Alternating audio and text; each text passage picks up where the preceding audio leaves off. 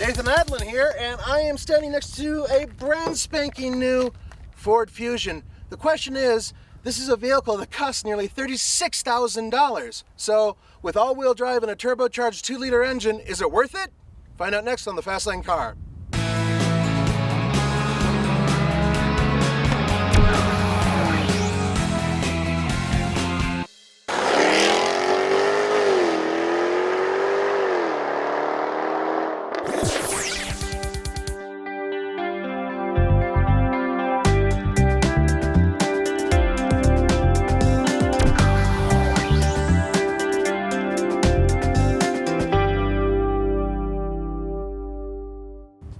You're looking at another fantastic engine, EcoBoost. Ford puts in turbocharging, and it makes it a fantastic power plant. And, oh wait, I was gonna drop it on the ground really softly so you people don't freak out. This particular engine puts out 231 horsepower with the regular gasoline and 240 horsepower with the expensive stuff. So it's kind of nice to know that you can use either when you need it. 270 pound-feet of torque, and that's the big part because it's hooked up to an all-wheel drive system and a 6-speed automatic transmission.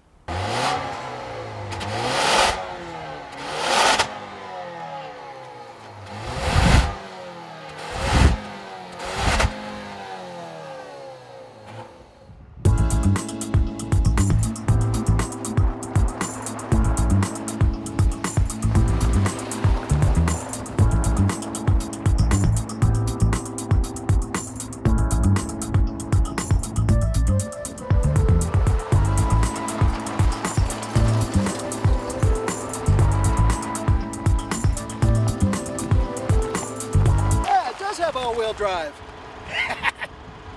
This is a damn good looking car. I don't care who you are. You have to admit that from the last Fusion to this Fusion, it's changed entirely. It's taut, it's sexy, great curves, wonderful lines. The way it rises and the belt line, how it's high and then moves its way to a curved upturn tush that I, yes, will slap. It's a beautiful car. It really is. And you have to think in the back of your head, yeah, it does kind of look a little bit Jag-ish and a little bit perhaps even Aston Martin-ish. And you know what? That's no mistake. They wanted you to think that.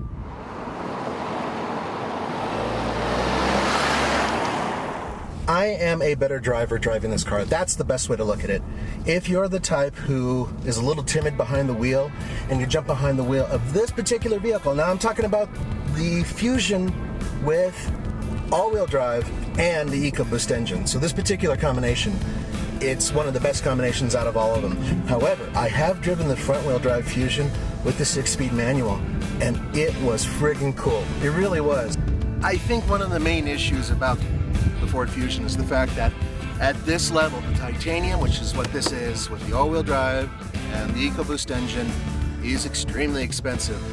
One of the ways they try to offset the expense in terms of feeling the vehicle out for its luxury roots is right here, inside. And the interior is very well made. Everything is tight, very few gaps. Feels like everything here is high quality. Does it feel like it belongs to a vehicle that costs nearly as much as certain Audis? That's really hard to say. It is a high quality interior, and in Europe, they don't consider these cars just Fords. They consider them high-end European vehicles. So with that in mind, I think that, yeah, it's not a bad interior for the money. I've been averaging about 23 miles per gallon, and the regular average for this particular vehicle is 25 miles per gallon combined. So for a hamhead like me who drives really, really fast, getting 23 miles per gallon, that is friggin' good.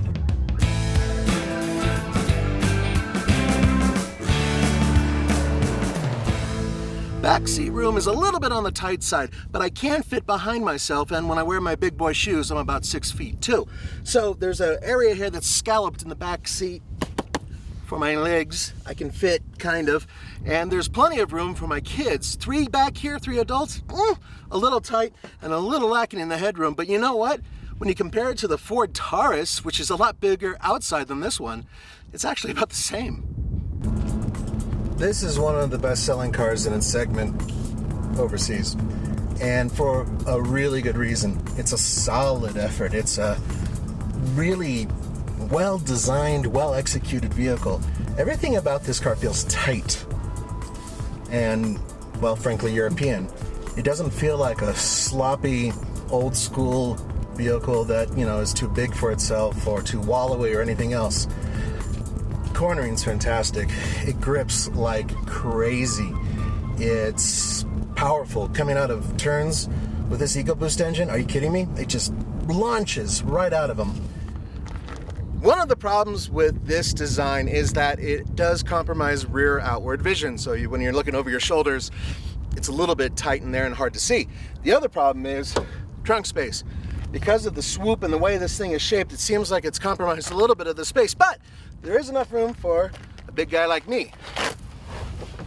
The problem is the opening is kind of narrow, and the over right here is about 6 inches. So you have to lift those groceries up and pull them in and then get them inside like this, and then you're okay.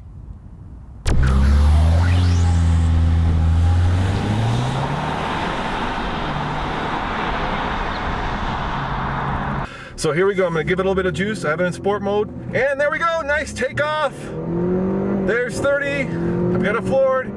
Here's 40, and here comes 60 right now. Yes! I knew that turbo and the extra torque would take care of it. 7.50.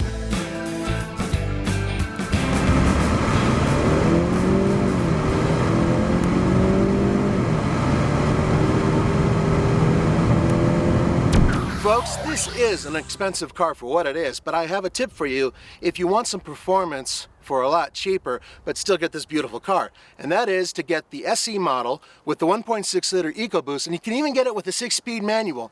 It won't be all-wheel drive, but it'll be quick, and it'll be fun, and it'll be this good looking.